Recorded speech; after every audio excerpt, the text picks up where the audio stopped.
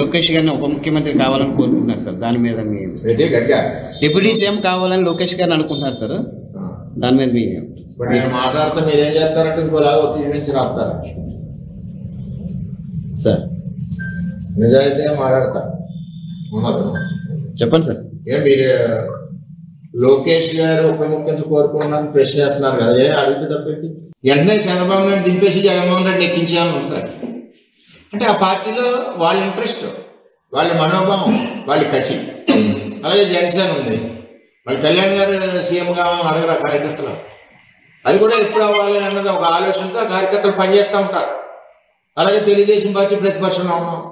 Chandrababu Naidu CM అనేవారు కాదా, లోకేష్ పాదయాత్రలో సీఎం అనేవారు కాదా.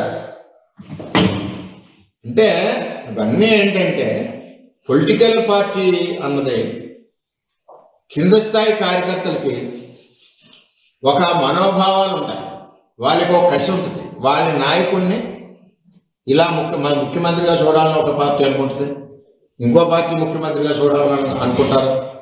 ఈవేళ తెలుగుదేశం పార్టీలో మీరు అడిగిన ప్రశ్నకి లోకేష్ గారికి డిప్యూటీ సీఎం అడుగుతున్నారు ఏంటంటున్నారు కదా మీరు. ఏం తక్కువ ఉంది ఆయనకి? ఆయన ఏం చేశాడో మీకు ఎవరికైనా తెలుసా? ఆయన ఎంత పొట్టి చాకరీ చేశాడు లోకేష్ గారు తెలుగుదేశం పార్టీకి తెలుసా? వేళ పార్టీకి వెన్నెముగ్గా నడిచాడు. ఒక సైడ్ చంద్రబాబు నాయుడు పరిపాలన చేస్తుంటే 2014-19లో రాష్ట్రంలో రూపాయి లేకుండా చిల్లిగా లేనప్పుడు పార్టీని వెనకుండి నడిపించి ఎన్నెముగ్గా ఉన్నాడు. Please subscribe .news.